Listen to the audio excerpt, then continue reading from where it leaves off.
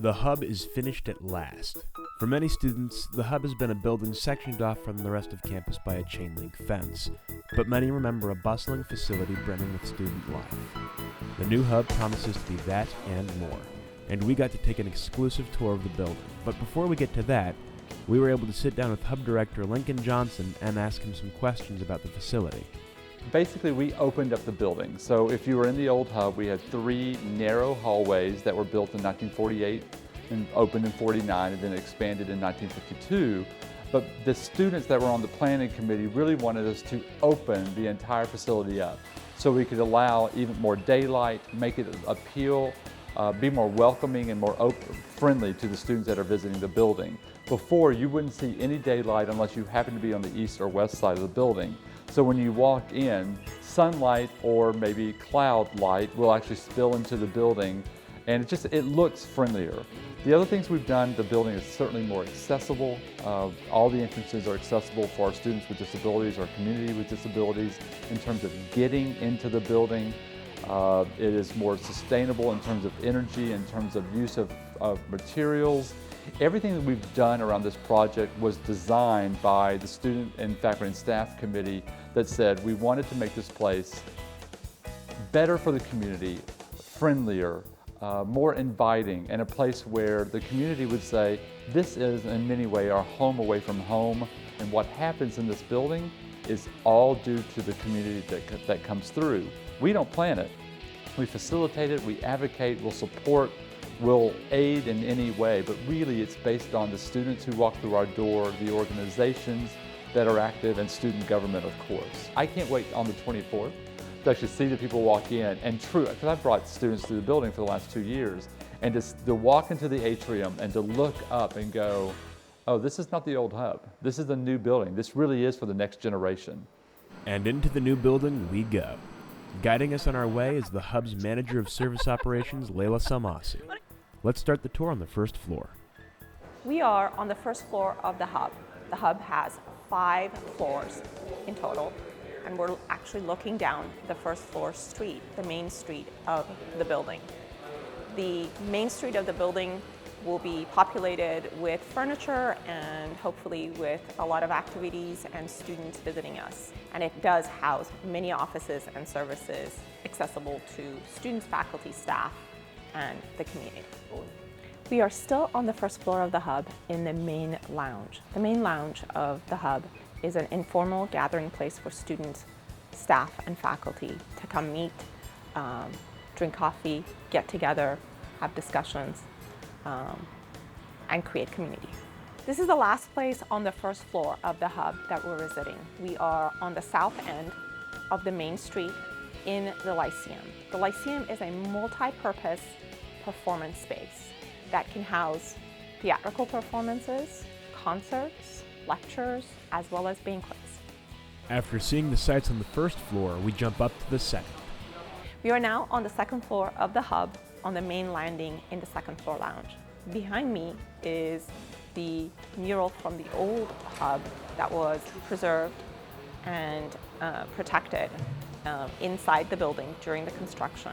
The second floor actually has many offices and meeting rooms, as well as the ballrooms. We are in the Hub Ballrooms. The Hub Ballrooms are a multi-function space. There's actually 2 sections to the ballrooms, the south and the north, that can be combined into one large space. There's about 17,000 square feet of space in just the 2 ballrooms with 2 pre-function spaces.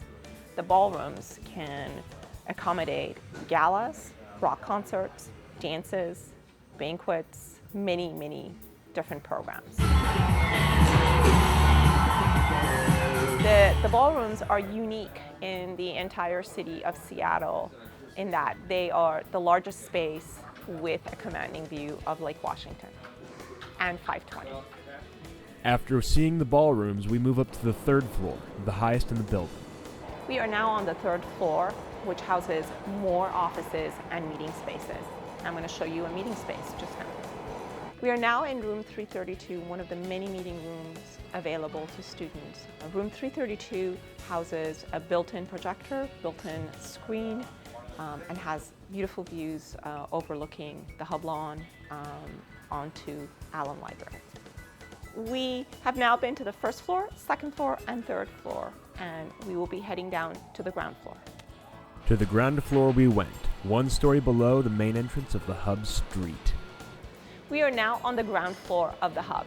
To my right is the University Bookstore and the salon Scissors Edge.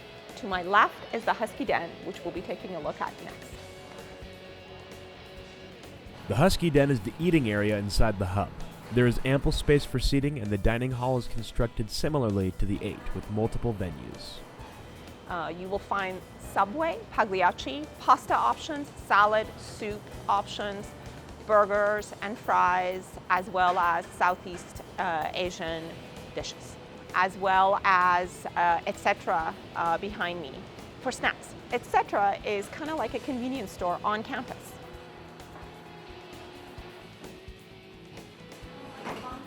We are now in the Hub branch of the University Bookstore, where you can purchase classroom supplies, do book buybacks, and have any items that you need transferred from the main branch of the bookstore. Now we're going to head on over to the Scissors Edge, the salon. The salon is still being set up, and you'll be able to get a haircut, have your nails done, and find many other salon services. At long last, we move down to the basement floor, or Husky Hollow, which houses all of the game activities in the Hub. We are now on the last floor of our tour at the Husky Hollow, the games area here in the Hub. You'll find pool tables, bowling lanes, as well as a video game room to play at. It's a great place to come relax and have a good time with your friends. They actually do parties here too. They actually host parties, private parties in the games area. Birthday parties, bar mitzvahs, many different options. But it's a great place to come relax and have fun. We are now at the front desk of the Hub Games area and the bowling lane. Many people are super excited about getting the bowling lanes back into this building. It's a unique feature. What I love about this area is the recycled and reused bowling lanes to create this beautiful counter behind me. The Hub is now open to the public. And remember, students, it's all yours.